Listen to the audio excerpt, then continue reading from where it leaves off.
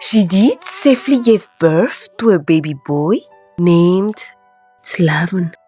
Unfortunately, Judithe no longer spoke with the father of her child, despite the fact that they sleep in the same market.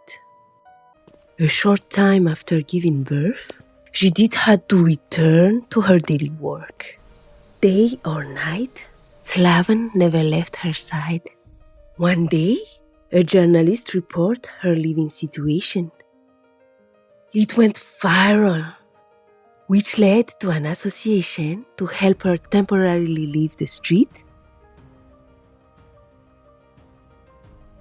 It was only then that Slavna received his vaccination and postnatal checkup.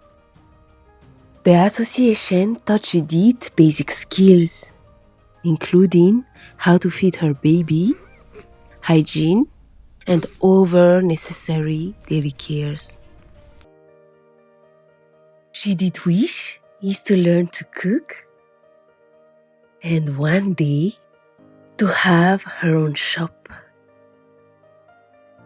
She hoped that her son will be able to pursue the highest level of education possible and later return to help the community.